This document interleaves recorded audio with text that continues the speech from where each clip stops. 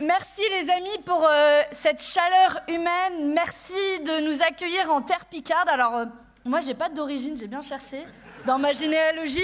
Je viens d'un peu plus au sud de la France, j'espère que vous m'acceptez quand même.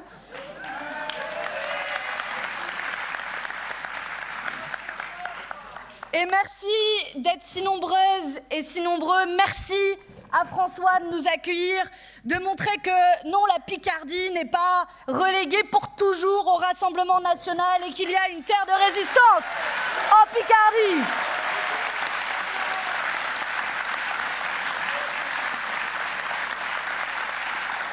Merci du plus profond de mon cœur et tout mon soutien aux salariés de Metex, mais aussi à tous les salariés que nous avons rencontrés aujourd'hui. C'est pour tous les Metex du pays que nous nous battons pour que plus jamais demain une entreprise ne soit reléguée à mettre la clé sous le tapis. C'est pour tous les Metex du pays que nous allons nous battre au Parlement européen. Votre présence ce soir nous honore. Demain, nous nous battrons pour vous, chers amis.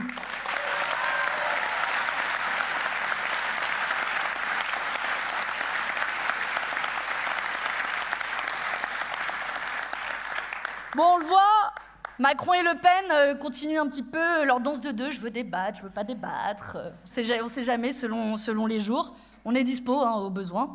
Ils sont là pour nous confisquer cette élection. Et la réalité, c'est que ce sera à nous de nous imposer, à nous de faire irruption dans cette élection où ils auraient bien aimé nous reléguer au second plan. Pas de bol, on est là. Puis même, on commence à raconter que ça frémit un petit peu dans les sondages.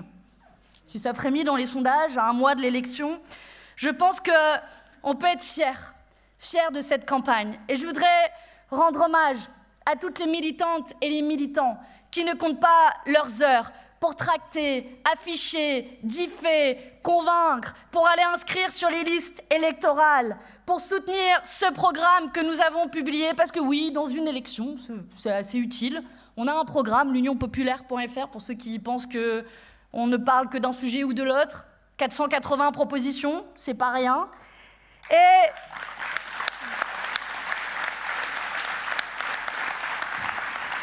je suis ravie d'être avec vous toutes et vous tous ce soir à Amiens pour continuer notre montée en puissance dans cette campagne et lancer un appel à la mobilisation générale. La mobilisation de la jeunesse qui se lève face au massacre à Gaza.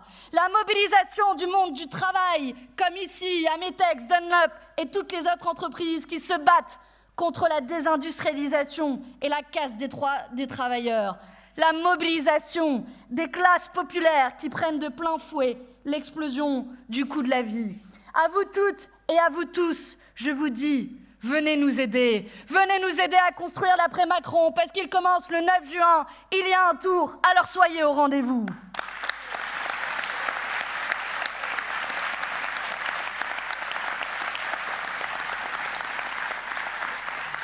Je vous parlais de cette jeunesse, et qu'elle nous fait honneur, cette jeunesse. La jeunesse qui veut pouvoir étudier, et qui refuse la destruction des écoles, le sous-financement des universités, qui se mobilise contre l'A69 ou les méga-bassines, mais aussi cette jeunesse qui se mobilise pour ses frères et sœurs d'humanité contre les massacres à Gaza. Et je veux leur dire bravo et merci. Bravo de ne pas détourner le regard face à un génocide en cours dans la bande de Gaza. Malgré les intimidations, malgré la répression, malgré l'envoi de CRS, bravo à eux.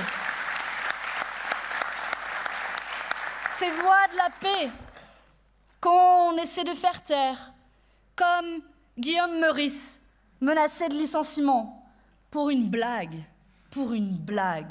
Alors, si vous me le permettez, chers amis, en votre nom à tous, je veux dire ici notre soutien plein et entier à Guillaume Meurice. Honte!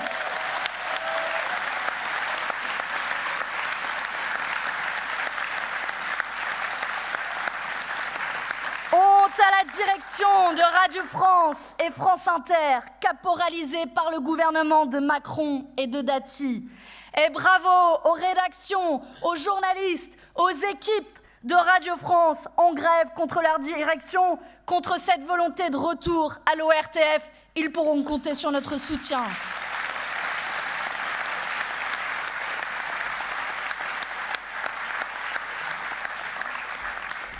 Voilà, en quelque somme, l'état du débat public en France. Une jeunesse matraquée, les manifestants arrêtés, les opposants comme Mathilde Panot ou Rima Hassan convoqués, les humoristes muselés.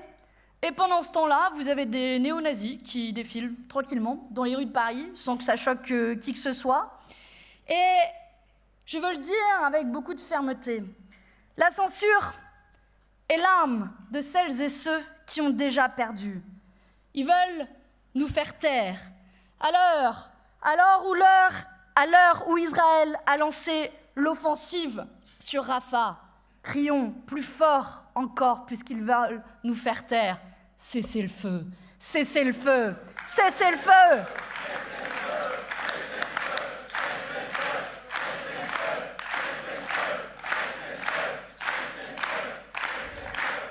Parce qu'on m'a dit hier sur un plateau, mais Emmanuel Macron est d'accord avec vous pour un cessez-le-feu. Ah oui?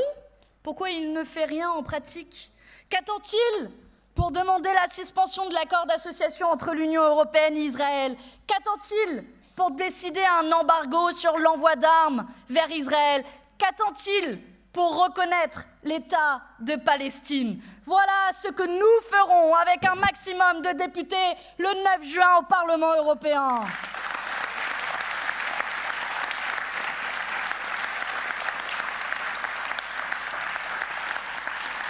Alors oui, en attendant, excusez-nous, on essaiera d'utiliser tous les leviers pour se faire entendre, y compris celui de l'Eurovision. Alors, n'en déplaise à certains, oui, l'Eurovision est politique. Et d'ailleurs, on aura appris à cette occasion qu'il n'y a pas que à l'Assemblée nationale que les députés macronistes et l'extrême droite votent ensemble. Il y a aussi à l'Eurovision. Toujours là, Yael Braun-Pivet, Nadine Morano, des députés du Rassemblement national, ils se sont empressés à défendre Israël pour clouer le bec aux islamo-insoumis que nous sommes tous. Mais à part ça, l'Eurovision ne serait pas politique, bien sûr. Alors qu'on nous explique pourquoi la Russie a été exclue en 2022, en réplique à ces crimes de guerre. Voilà ce que nous dénonçons, c'est précisément ce deux poids, deux mesures que nous ne supportons plus. Dans l'application du droit international, dans les sanctions, dans le traitement médiatique. Alors, le 9 juin, envoyez au Parlement européen des députés dont la voix ne tremblera pas face au massacre et face au génocide.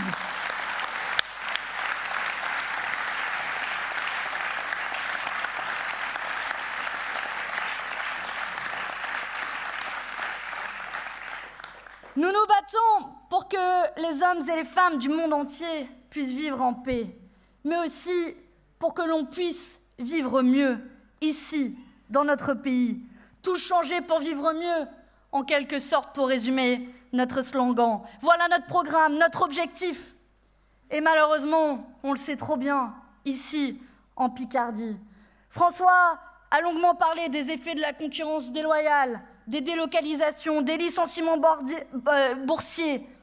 Et à cause de Borne, c'était ça mon lapsus dans ma tête.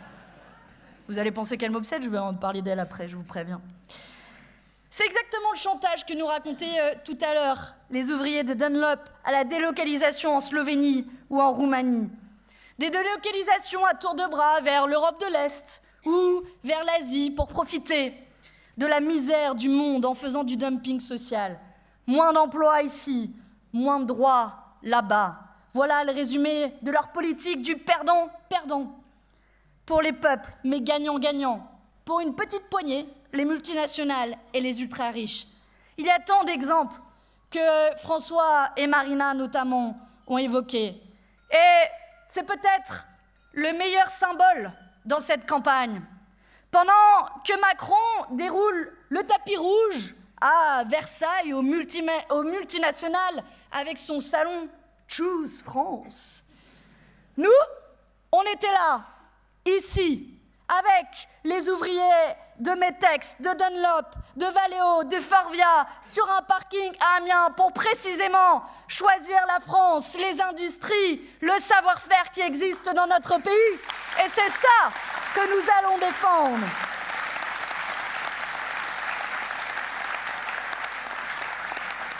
Parce qu'en réalité, son salon de Choose France, c'est Choose les cadeaux fiscaux aux grandes multinationales, comme ça qu'on pourrait le renommer. Il vend la France à la découpe pour attirer quelques investisseurs, ça vaut bien quelques avantages fiscaux au passage. Et j'ai une question, puisque le salon n'est pas terminé. Dans son lot d'investisseurs, il n'y a vraiment aucun bienfaiteur pour venir sauver Metex, ou pour venir sauver Duralex, ou pour venir sauver l'usine Sistovi qu'évoquait Marina? Personne? Aucune grande entreprise? Parce que si on prend l'usine Metex, qui a été si longuement évoquée, avec ses 300 emplois menacés, un savoir-faire, la lysine, un acide aminé qui est central dans la production de médicaments, la seule usine en Europe, celle qui produit aussi de manière 5 fois moins polluante qu'en Chine. Eh bien, après, on va voir Macron qui va venir « Non, mais attendez, on veut lutter contre les pénuries de médicaments, mais on ferme l'usine qui sert à produire des médicaments comme l'Aspégique ». Mais de qui se moque-t-il? Et surtout, de qui la Commission européenne se moque-t-elle? Quand on discutait tout à l'heure sur le parking de Metex, ça me faisait bizarre, il y avait le drapeau européen derrière. Mais qui a organisé la perte de souveraineté de notre industrie? Qui a organisé l'ouverture de nos frontières à des produits qui viennent des 4 coins du monde?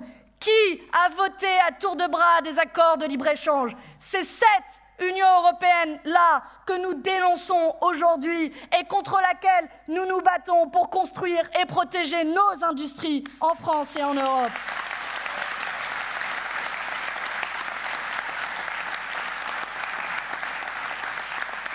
Alors, je veux le dire, c'est pour tous les métextes du pays qu'on se bat. Et je comprends que des gens comme Gabriel Attal, qui, depuis son 7e arrondissement, n'a pas souvent dû voir des usines fermées, c'est un peu compliqué pour lui à comprendre aussi la fierté ouvrière du travail bien fait, de l'accomplissement collectif. Qu'est-ce qu'ils savent à la Commission européenne de la catastrophe sociale pour des bassins de vie entiers quand une usine ferme? Je disais ça sur le ton de la blague tout à l'heure.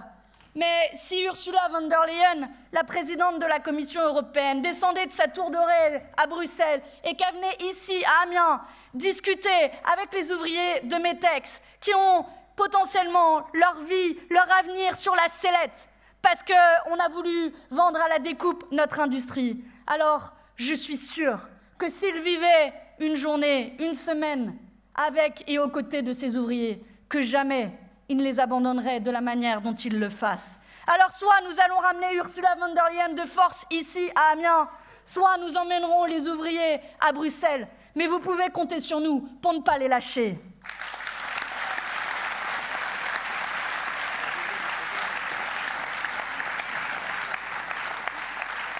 Parce que la réalité, c'est que ceux qui ont ouvert les bras à la mondialisation n'en ont tiré absolument aucune leçon. Aucune leçon. Après le dernier élargissement de l'Union européenne, la moitié des usines qui ont fermé et qui ont délocalisé, c'est au sein même de l'Union européenne. Donc on crée notre propre dumping social en Roumanie, en Pologne et tous les pays notamment d'Europe de l'Est. Et là on pourrait se dire, bon, les mecs ils ont fait la connerie une fois, peut-être ils vont retenir la leçon. Ah ben non, si on élargissait encore plus l'Union européenne à des États qui ont des salaires minimums en dessous de 200 €. Eh bien, nous le disons très clairement, il n'y aura pas d'élargissement de l'Union européenne sans harmonisation sociale et fiscale préalable. Ça suffit de mettre en concurrence nos ouvriers, nos salariés, nos savoir-faire.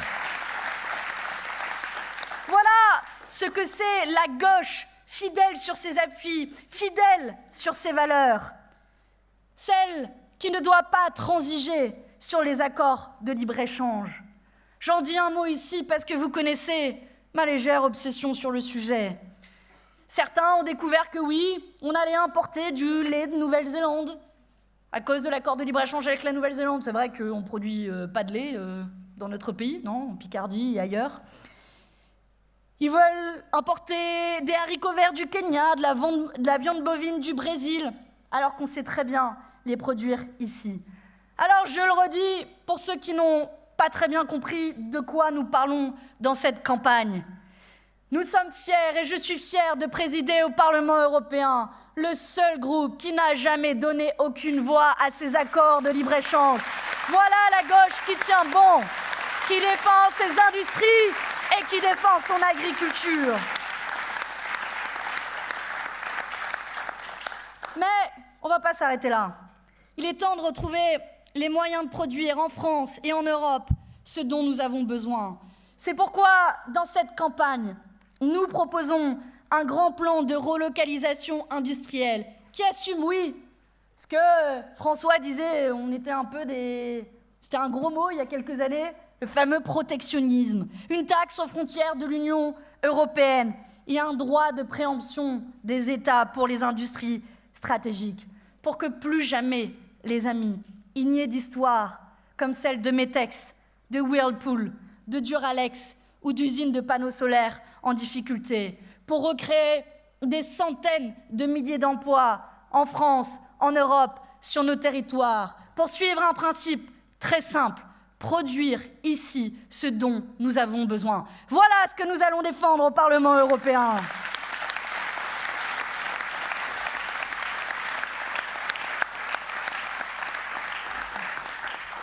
Alors, j'entends déjà nos adversaires venir nous dire bon, bah, vous êtes sympa, investir dans nos industries, ça coûte de l'argent, la France insoumise qui veut toujours mettre à feu et à sang nos économies, blablabla. Bon, je me lasse moi-même à faire leurs arguments. Mais rassurez-vous, on a bien prévu d'en faire passer un petit nombre à la caisse. Par exemple, les ultra-riches et les grandes entreprises, les évadés fiscaux, comme Bernard, ton grand pote, François. On ira le chercher personnellement cet argent, non? Enfin, je sais pas.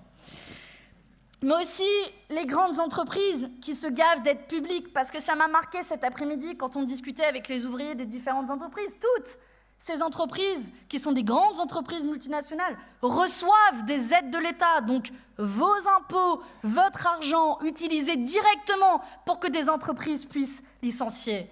Et nous proposons aussi, puisqu'Emmanuel Macron a voulu se débarrasser de l'impôt sur la fortune en France, nous continuerons de le proposer au niveau européen, un ISF européen pour qu'enfin les gros payent gros.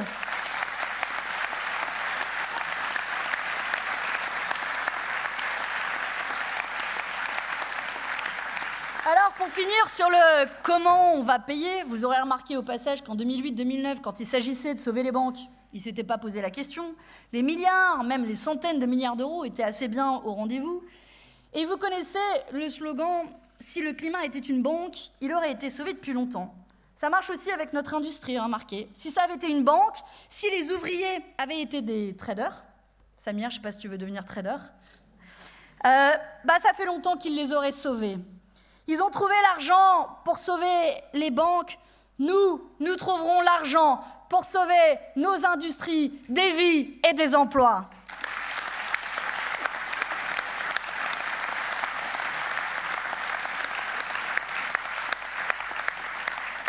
Mais produire ici suppose de protéger et de renforcer le droit du travail de celles et ceux qui le font vivre. L'autre enfant du pays, Macron, oui, rassurez-vous, moi aussi je préfère François. Mais, désolé, l'autre enfant du pays, il a affaibli le droit du travail dès son arrivée au pouvoir. Au passage, sans vote au Parlement, moins de pouvoir aux syndicats, moins de protection aux travailleurs. Mais il ne s'est pas arrêté en si bon chemin, avec en point d'orgue la réforme des retraites, la honteuse, l'injuste, la violente réforme des retraites, dans laquelle on a tous pris 2 ans ferme de plus.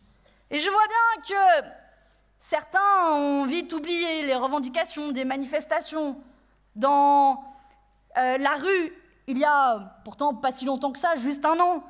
et notamment Raphaël Glucksmann qui remet en cause le droit à la retraite à 60 ans. Alors, je suis allée vérifier ce qu'on avait dit exactement là-dedans. C'est le programme de la NUPES. Je rappelle qu'ils l'ont signé il y a à peine 2 ans.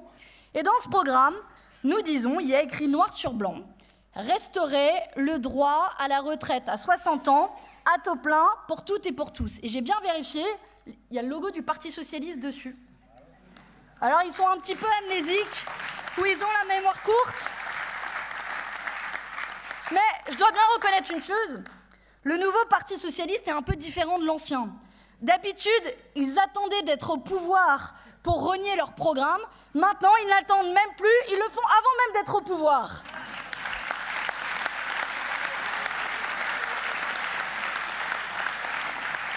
Alors, on comprend mieux pourquoi les manifestations retraite ne l'a jamais fait vibrer. Eh bien, je dois dire que nous sommes fiers d'avoir mené cette belle, cette grande bataille pour le droit à la retraite, pour le droit au repos, pour le droit à s'occuper de ses petits-enfants, de sa famille. Alors ne vous trompez pas, le 9 juin, l'enjeu c'est aussi de donner de la force à ceux qui veulent rétablir la retraite à 60 ans. Et pour cela, il y a un seul bulletin de vote, ceux qui portent le programme de la NUPES et de la retraite à 60 ans, celui de la France Insoumise.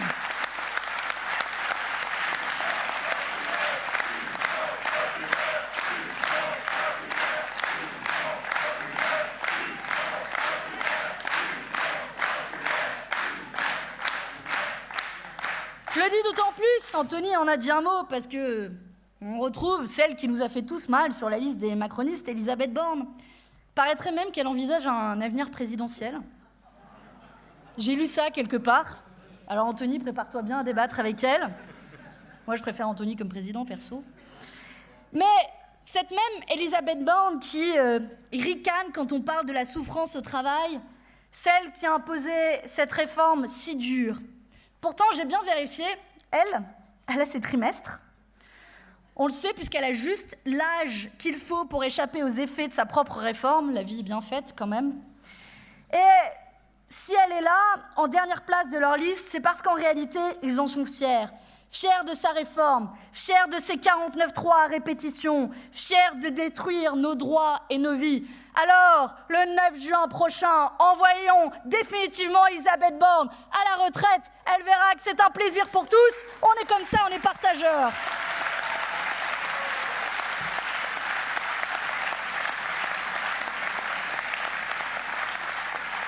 Et je dois dire ma fierté à moi d'avoir sur notre liste, en 4e position, Anthony Smith, un inspecteur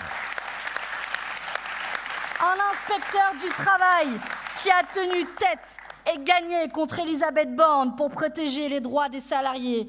Oui, le droit du travail est l'arme des travailleuses et des travailleurs. Et face à ceux qui le détruisent, élisez ceux qui le protègent. Anthony Smith a déjà gagné une première bataille contre Elisabeth Borne. Alors aidez-nous à lui faire gagner une seconde bataille. Et ça se passe le 9 juin prochain.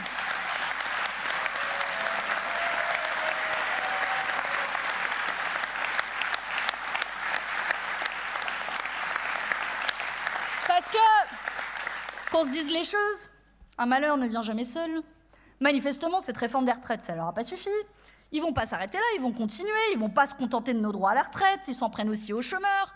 Dès cette semaine, Gabriel Attal, qui devrait faire de nouvelles annonces pour une énième réforme de l'assurance chômage, vous étiez encore en train d'essayer de comprendre la précédente, rassurez-vous, ils vont encore sucrer dans vos droits, enfin rassurez-vous, c'est pas le bon terme, qu'ils vont encore continuer à détruire nos droits, parce que c'est bien connu, bande de fainéants qui est au chômage, il suffit de traverser la rue pour trouver un emploi, tout le monde le sait ici en Picardie.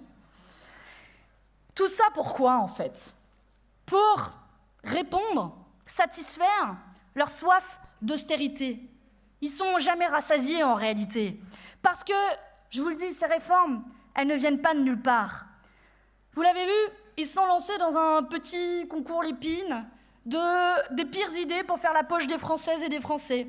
Une forme de calendrier de l'Avent, des pires horreurs. Donc le lundi, vous avez la réforme de l'assurance chômage, le mardi, vous avez le gel des pensions de retraite, le mercredi, l'abaissement du remboursement des médicaments, le jeudi, ils s'en prennent à la rénovation thermique des logements, le vendredi, vous n'en avez pas assez allé, on s'en prend un peu aux hôpitaux, aux écoles. Bref, tout y passera. La précarité généralisée, c'est pas leur adversaire, c'est au contraire leur objectif et leur programme. Et je vous le dis, ne vous laissez pas faire, parce que voilà la conséquence concrète de leurs nouvelles règles budgétaires d'austérité, qui au passage ont été largement votées des socialistes, des macronistes et de la droite qui gouvernent ensemble au niveau européen. Et je veux ici lancer un appel solennel à tous ceux qui subissent de plein fouet ces politiques d'austérité, à vous qui n'avez pas les moyens de vous payer des soins privés pendant que l'hôpital public est abandonné, à vous qui avez vos enfants dans des classes surchargées et pas à Stanislas, à vous qui subissez l'explosion du coût de la vie pendant qu'une poignée de multinationales se gavent, à vous tous, les précarisés, les oubliés, dans les quartiers comme dans la ruralité, venez nous aider et faisons du 9 juin un grand référendum contre cette cure d'austérité. Mettons un stop à leur politique de raquette sociale.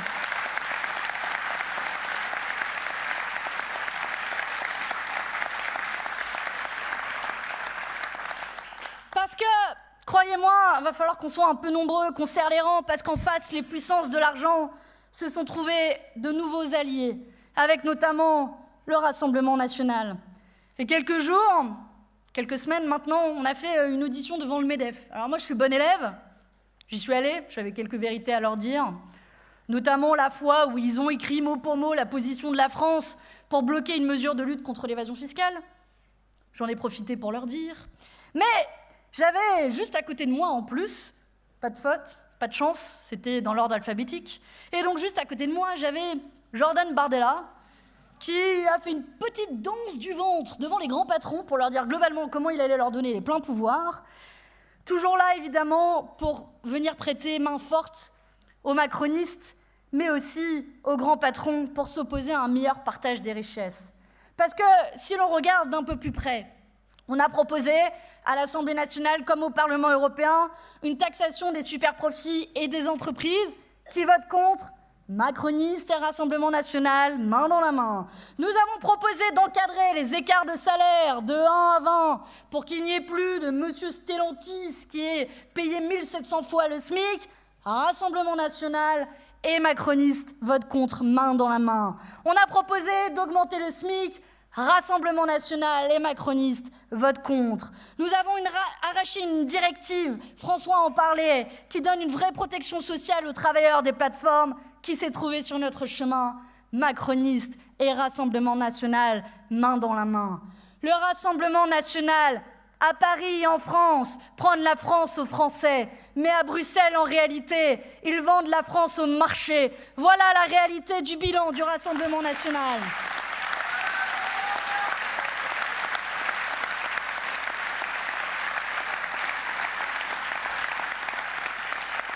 Emmanuel Macron et Marine Le Pen, ce sont deux clones au service de l'argent.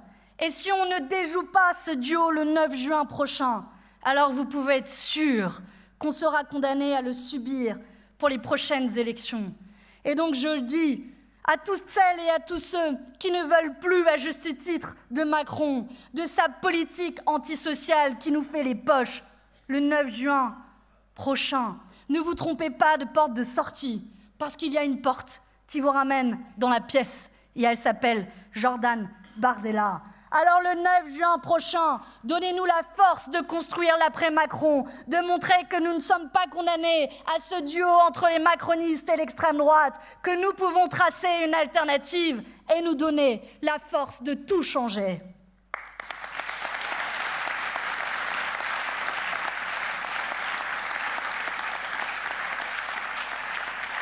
Mais on ne va pas se cacher, pour tout changer, il va falloir faire un peu le ménage dans les institutions européennes, un peu nettoyer les écuries d'Augias, si vous voyez ce que je veux dire. Parce que si le Rassemblement national vote contre vos intérêts, contre l'intérêt du peuple, c'est parce qu'en réalité, il vote comme les lobbies lui ont dit. Bardella, ne vous trompez pas, je l'ai vu au MEDEF, c'est le larbin des grands patrons. Toujours là pour servir les intérêts des multinationales et des lobbies. On l'a vu pendant 5 ans.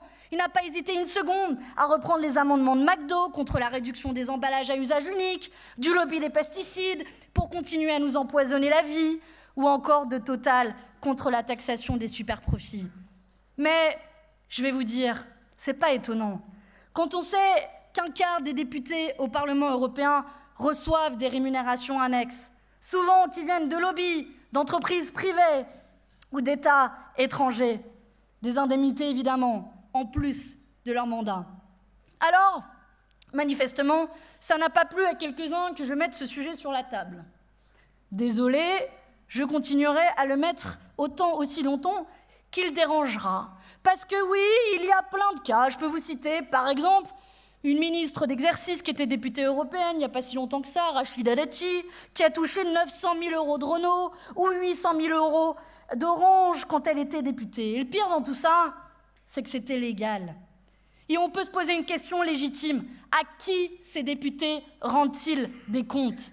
Est-ce qu'ils rendent des comptes aux citoyens qui les élisent ou aux entreprises qui les payent? Alors, on est en droit de se poser la question, n'en déplaise à Madame Hayet, la tête de liste macroniste qui, à court d'arguments politiques, veut déplacer le débat sur le terrain judiciaire. Sans doute pour masquer leur opposition à ma proposition d'interdire les rémunérations annexes qui posent des conflits d'intérêts. Sans doute pour masquer le fait qu'ils ont voté contre il n'y a pas plus tard que quelques semaines. Sans doute pour masquer les intérêts et protéger les intérêts d'un certain nombre de députés de son groupe, comme M. Verhofstadt, qui touche plus de 130 000 € d'entreprise. Alors, nous sommes clairs, vous le savez. J'ai toujours fait de la lutte contre les lobbies la base de mon engagement politique, avant même d'être élu au Parlement européen. Et je m'y engage au nom de toutes celles et tous ceux que demain vous ferez élire au Parlement européen. Aucun élu insoumis ne touchera le moindre centime, le moindre euro de lobby, d'entreprise, d'État étranger.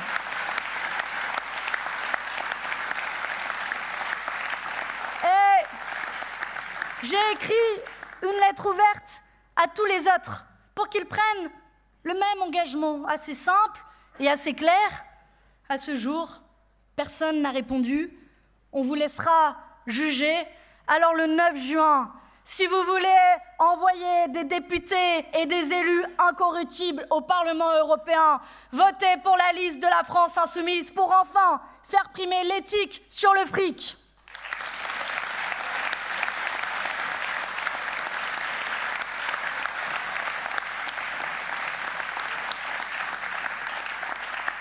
Pour finir, les amis, il nous reste 27 jours.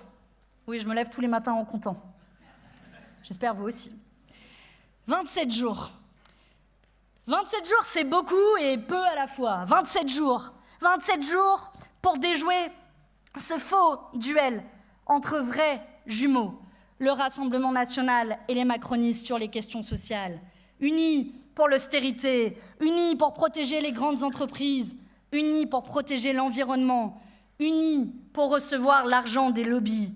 27 jours pour en finir avec le libre-échange qui détruit nos vies, avec l'Europe co-gérée par Emmanuel Macron, von der Leyen et les sociodémocrates. 27 jours pour sauver tous les métèques du pays et de l'Union européenne. 27 jours pour dire non et stop, enfin, Macron et son gouvernement, pour lui dire que son projet, il est minoritaire dans notre pays. 27 jours, les amis, pour se mobiliser dans les cités comme sur les marchés, au déjeuner de famille comme à la machine à café, dans les faubourgs comme dans les cités, partout.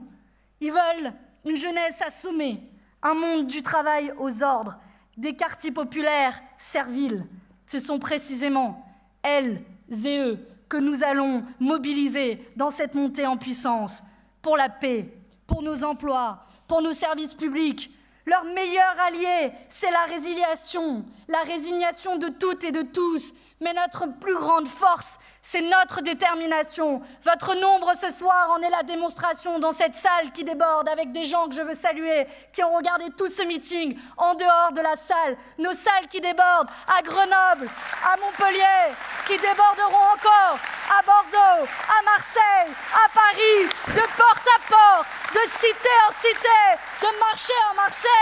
Je compte sur vous les amis et le 9 juin, c'est nous qu'on va gagner pour rendre hommage à François.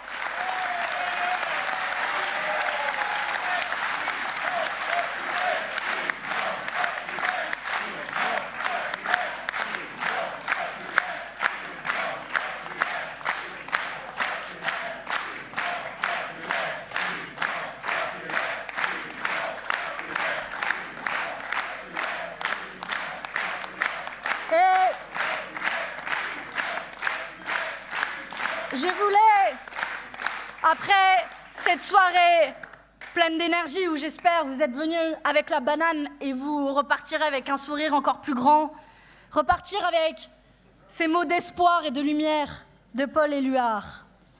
La nuit n'est jamais complète. Il y a toujours, puisque je le dis, puisque je l'affirme, au bout du chagrin, une fenêtre ouverte, une fenêtre éclairée. Il y a toujours un rêve qui veille, désir à combler, faim à satisfaire, un cœur généreux, une main tendue, une main ouverte, des yeux attentifs, une vie, la vie à se partager. Voilà le meilleur résumé de notre programme. Alors les amis, rendez-vous le 9 juin.